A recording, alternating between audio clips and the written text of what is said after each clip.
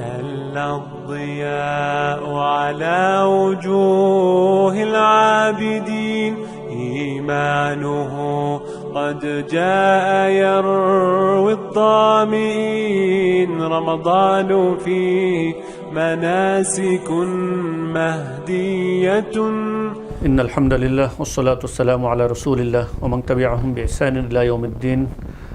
আমরা গত পর্বে শুরু করেছিলাম যে কিভাবে আমরা আল্লাহ তাআলার প্রতি আমাদের ভালোবাসা বৃদ্ধি করতে পারি এবং আকুলতা তৈরি করতে পারি। এই পর্বে আমরা শুরুতে যে কথাটা বলতে চাচ্ছি তা হলো আমাদের আল্লাহ তাআলার প্রতি ভালোবাসা তৈরির অন্যতম একটি প্রক্রিয়া হলো, উপায় হলো আমরা আল্লাহ রাব্বুল আলামিনের ব্লেসিং, আল্লাহ রাব্বুল আলামিনের রহমা দয়াগুলো আমরা যদি স্মরণ করি, দেখি, মনে করি, কাউন্ট করি, আশা করি ইনশাআল্লাহ আমাদের ভিতরে আল্লাহ তাআলার প্রতি ভালোবাসা বৃদ্ধি পাবে। এটা কিন্তু ভালোবাসা বৃদ্ধি পাওয়ার একটা কমন একটা বৈশিষ্ট্য যে মানুষ আসলে কাকে বেশি ভালোবাসে। মানুষ যদি আমরা দুনিয়াতে ধরি তাহলে মানুষ বাবা মাকে ভালোবাসে বা এমন কাউকে বেশি ভালোবাসে যে আসলে তার জীবনে সবচেয়ে বেশি কন্ট্রিবিউশন রেখেছে, যে তাকে সবচেয়ে বেশি দিয়েছে। সেই দৃষ্টিকোণ থেকে যদি আমরা দেখি তাহলে আল্লাহ রাব্বুল আলামিনের চেয়ে আমাদেরকে কে কী বেশি দিয়েছে প্রশ্নই আসে না অন্য কারোর সাথে কম্পেয়ার করার। কারণ আল্লাহ রাব্বুল আলামিন আমাদেরকে অস্তিত্বে এনেছেন। উবুদু রাব্বাকুমুল্লাহাল্লাযী খলাকাকুম, তোমরা ইবাদত করো তার যিনি তোমাদেরকে সৃষ্টি করেছেন। এখানে আমরা অনেকেই আল্লাহ রাব্বুল আলামিনের অস্তিত্ব নিয়ে প্রশ্ন তোলে, অনেক মানুষকে দেখা যায়। কিন্তু অত্যন্ত দুঃখজনক যে আল্লাহ তাআলা তাকে অস্তিত্ব না দিলে তার অস্তিত্বই থাকতো না, সে অস্তিত্ব নিয়ে আল্লাহর অস্তিত্ব নিয়ে প্রশ্ন তোলে। নাউযুবিল্লাহি মিন যালিক। আমরা যদি আমাদের চারপাশে আল্লাহ রাব্বুল আলামিনের যে নিয়ামতগুলো আল্লাহ তাআলা আমাদেরকে দিয়েছেন, আমাদের শরীরের ভিতরে, আমাদের অঙ্গ প্রত্যঙ্গের ভিতরে, আমাদের চারপাশে আল্লাহ তাআলা নিয়ামতের ভিতরে আমরা ডুবে আছি। আল্লাহ তাআলা কোরআনে এক জায়গাতে বলেছেন, ফালইয়ানজুরুল ইনসানু ইলা তুআমি, মানুষের উচিত তার খাদ্য খাবারের দিকে নজর দেওয়া। আন্না সাবাবনাল মা সাব্বা, আল্লাহ তাআলা আসমান থেকে পানি বর্ষণ করেছেন। সুম্মা শাকাকনাল আরদা শাক্কা, তারপর জমিনকে বিদীর্ণ করেছেন। ফাআমবাতনা ফিহা হাব্বান ওয়া ইনাবান ওয়া কদবা, তারপর আল্লাহ তাআলা এই জমিন থেকে কত রকম ফল ফসল এগুলো উৎপন্ন করেছেন। আমরা যখন খাবার টেবিলে বসি আমরা কি একটু চিন্তা করে দেখি যে মুরগিটা আমরা খাচ্ছি, যে মাছটা আমরা খাচ্ছি, যে ফল মূল শাক সবজিগুলো আমরা খাচ্ছি, এগুলোর প্রক্রিয়া সম্পর্কে, এগুলো আমার টেবিলে আসা পর্যন্ত যে প্রক্রিয়াটা অবলম্বন করে এখানে এসেছে আমরা যদি একটি রিভিউ করি তাহলে কি দেখতে পাবো যে আপনি যে খাবারটা মুখে দিয়ে খাচ্ছেন, আমরা যে খাবারটা খাচ্ছি, এই খাবারটা এর আগে কোথায় ছিল? হ্যাঁ, দোকানে ছিল। দোকানে কোত্থেকে আসছে? আড়ত থেকে এসেছে। আড়তে কোত্থেকে এসছে? যখন মেশিনে চাল ভাঙানো হয়েছে, ধান থেকে চাল করা হয়েছে, ধানটা খেতে উৎপন্ন হতে হয়েছে। একটা ধান যখন কৃষক লাগিয়েছে মাঠে, সেই ধান থেকে একটি গাছ হয়েছে এবং একটি গাছে অনেকগুলো ধান হয়েছে। এই ধানটা উৎপন্ন হওয়ার জন্য আকাশের বৃষ্টি বর্ষণ হতে হয়েছে, সূর্যের আলো দরকার হয়েছে, বাতাস দরকার হয়েছে, মাটি দরকার হয়েছে। আমরা অনেক সময় মনে করি ভাত খেয়েছি, চাল তো আমি কিনে এনে খেয়েছি। আসলে কি, যে টাকাটা দিয়ে আমি এটা কিনে এনে খেয়েছি, এই টাকাটা দিয়ে এটার অস্তিত্বে আনা, এটা উৎপন্ন করা কি আসলে সম্ভব? কখনোই সম্ভব না। আমরা মনে করি যে মুরগিটা কোত্থেকে এনে খেলাম, মনে করি বাজার থেকে এনে খেয়েছি। মাছটা কোত্থেকে এনে খেলাম, বাজার থেকে কিনে এনেছি। অ্যাজ ইফ আমরা টাকাটাকেই এখানে প্রধান বড় করে দেখি। কিন্তু আমরা খেয়াল করে দেখি না যে আমরা যে মাছটা বাজার থেকে কিনে আনি, আসলে আমরা মাছের দাম কিন্তু দিতে পারি না। আমরা দেই যে লেবার, যে জেলে এই মাছটা ধরে এনেছে তার ধরার পারিশ্রমিক। আমরা যে মুরগিটা খাই সে মুরগির প্রাণের দাম আমরা দিতে পারবো না। আমরা যে ব্যক্তি মুরগিটাকে প্রতিপালন করেছে তার একটা পারিশ্রমিক আমরা দেই। কিন্তু এর কোনো কিছুই আমাদের পক্ষে আসলে পে করে মূল্য দিয়ে খাওয়া, মূল্য দিয়ে কেনা আমাদের পক্ষে কখনোই সম্ভব না।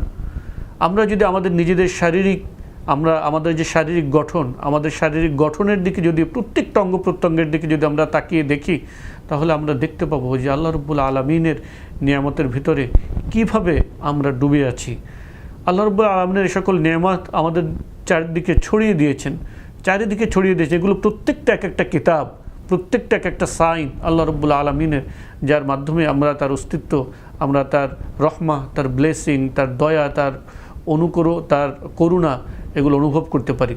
যদি আমরা এগুলো গোনা শুরু করি যে আমি আজকের সকালবেলা থেকে নিয়ে শুরু করে আল্লাহ তাআলার কি দয়ার আমি ভোগ করেছি।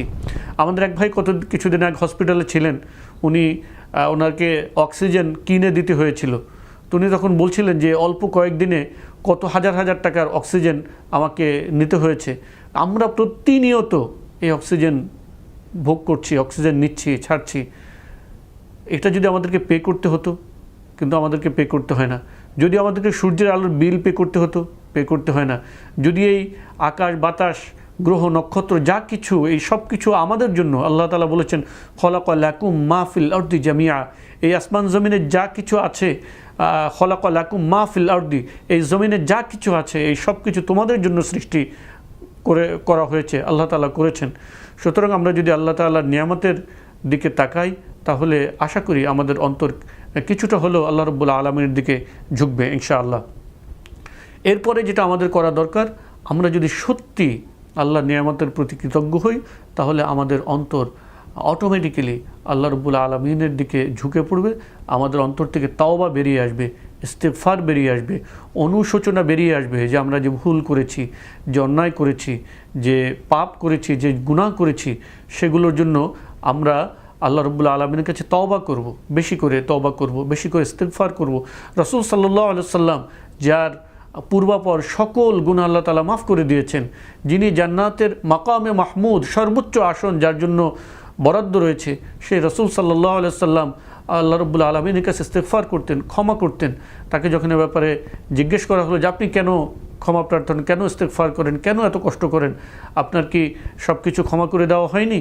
তিনি বলেছেন আমি কি একজন শুকরগুজার, আমি কি একজন শাকির, একজন কৃতজ্ঞ বান্দা হব না আল্লাহর? আমরা কৃতজ্ঞতা হব, আমাদের যে গুনাহ আছে সেই গুনার ক্ষমা প্রার্থনার জন্যই তো আমাদের প্রতিনিয়ত উচিত আল্লাহ রাব্বুল আলামিনের কাছে তওবা করা, ইস্তেগফার করা, ক্ষমা প্রার্থনা করা। এবং ক্ষমা প্রার্থনা করার মাধ্যমে আল্লাহ তাআলা আমাদের দুনিয়াতেও আমাদের মর্যাদা বৃদ্ধি করে দেন, দুনিয়াতেও আল্লাহ তাআলা আমাদের সমৃদ্ধি দান করেন। আল্লাহ তাআলা বলেছেন ইস্তাগফিরু রাব্বাকুম, তোমরা আল্লাহর কাছে ইস্তেগফার করো, ক্ষমা প্রার্থনা করো, ওয়াতুবু ইলাইহি, এবং আল্লাহর দিকে প্রত্যাবর্তন করো। ইউরসিলিস সামাআ আলাইকুম মিদরারা, আল্লাহ তাআলা তোমাদেরকে আসমান থেকে মুষলধারে বৃষ্টি বর্ষণ করবেন। ওয়ায়ুমদিদকুম বিআমওয়ালিন ওয়া বানিন, এবং তোমাদেরকে সন্তান এবং সম্পদ দিয়ে সাহায্য করবেন।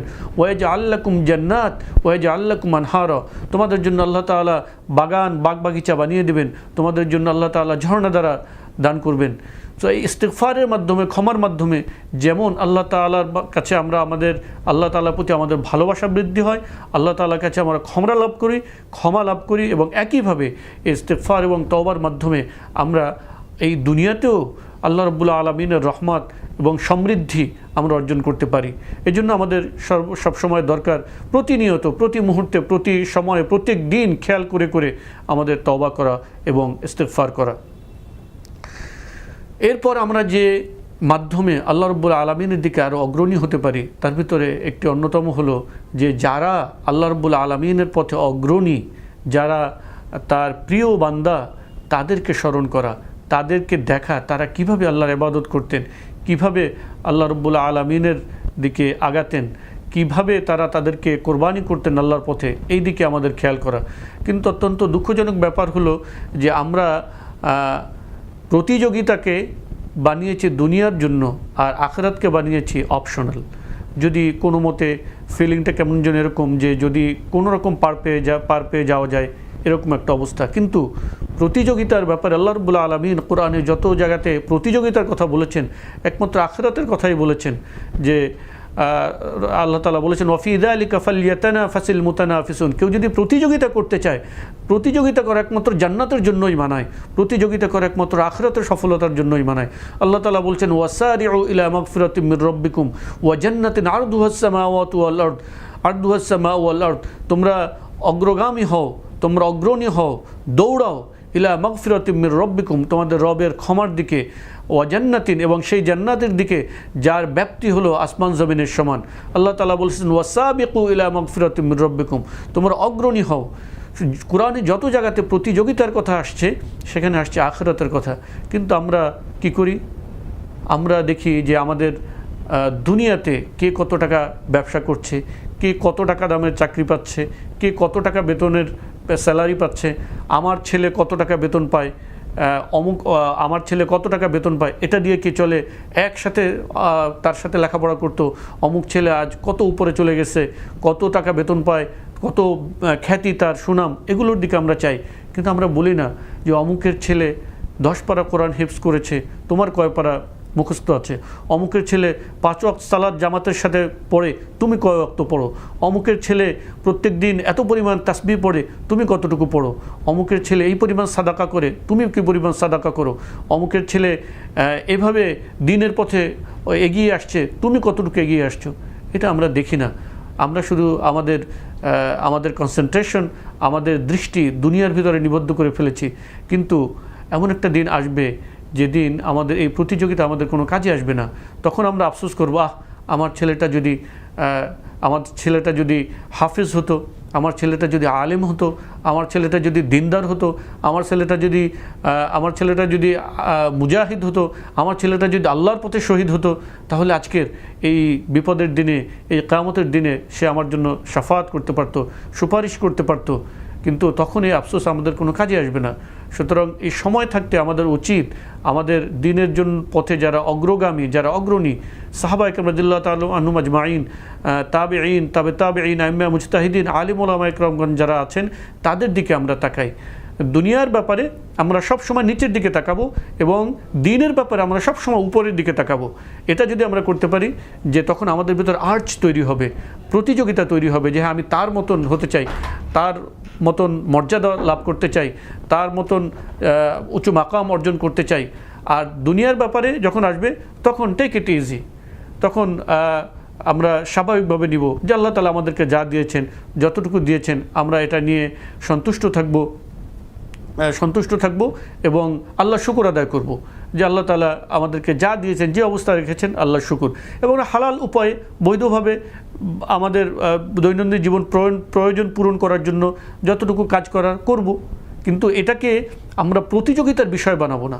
দুনিয়ার ব্যাপারে টেক ইট ইজি, স্বাভাবিকভাবে নাও। একটা কাজ অর্জন করার জন্য, প্রয়োজন পূরণ করার জন্য খেয়াল রাখি।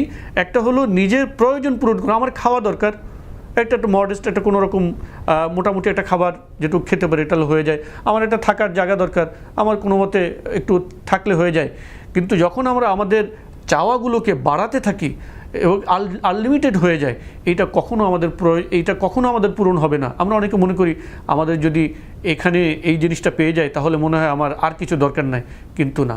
যখন অবস্থাটা এরকম হবে যে যদি কেউ মনে করে যা আমার ঢাকাতে একটা বাড়ি দরকার, এটা যদি তার চাওয়া বানাই, এটাকে যদি আমরা চাওয়া বানাই, তাহলে ব্যাপারটা এরকম হবে, ঢাকায় যখন বাড়ি হবে তখন আপনার মনে হবে যে এই এলাকায় বাড়ি, এখানে থেকে কি হবে, যদি গুলশানে একটা বাড়ি হতো তাহলে কত ভালো হতো। গুলশানে বাড়ি বানাবেন, তারপর মনে হবে না এটা তো পুরাতন হয়ে গেছে, যদি এটা ডিপ্লোম্যাটিক জোনে হতো, ডিপ্লোম্যাটিক জোনেও যদি হয় তখন মনে হবে বাংলাদেশে একটা জায়গা হলো, এখানে মানুষ থাকে, সুইজারল্যান্ডে যদি একটা বাড়ি বানানো যেত। এভাবে আমাদের দুনিয়ার চাহিদা কখনো পূরণ হবে না। কোরআনে একটা আয়াত ছিল, যে আয়াতটি মানসুখ হয়ে গেছে তেলাওয়াত, যে বনি আদমকে যদি স্বর্ণের পাহাড় দেওয়া হতো তাহলে সে আরেকটা পাহাড় চাইতো। বনি আদমের এই যে চাহিদা এটা কখনো পূরণ হবে না, কখনো শেষ হবে না। আল্লাহ তাআলা বলেছেন, আলহাকুমুত তাকাসুর হাত্তা যুরতুমুল মাকাবির, তোমাদের এই আরও চাই এই স্বভাব তোমাদেরকে ধ্বংস করে দিল, এবং এটা তোমাদের শেষ হবে না যতক্ষণ না তোমরা কবরে সাক্ষাৎ লাভ করবে। সুতরাং এই যে আমাদের দুনিয়ার চাহিদা, এটাকে আমরা কমিয়ে আনি এবং দিনের ব্যাপারে যারা ফরমোস্ট, যারা আমাদের অগ্রগামী, যারা পাইওনিয়ার, তাদেরকে আমরা আমাদের মডেল বানাই, তাদের পর্যায়ে পৌঁছতে চেষ্টা করি, উঁচুদের পর্যায়ে উঠতে চেষ্টা করি। তাহলে আমরা আশা করি ইনশাআল্লাহ আমরা আমাদের ভিতরে আর্চ তৈরি করতে পারবো, আল্লাহ তাআলার প্রতি ভালোবাসা তৈরিতে আমরা সচেষ্ট হতে পারবো ইনশাআল্লাহ। আল্লাহ তাআলা আমাদের সকলকে তৌফিক দান করুন সঠিক প্রত্যেকটা জিনিসেরকে সঠিকভাবে মূল্যায়ন করার। আমিন। ওয়া আখিরু দাওয়ানা আনিল হামদুলিল্লাহি রাব্বিল আলামিন। আসসালামু আলাইকুম ওয়া রাহমাতুল্লাহি ওয়া বারাকাতুহু।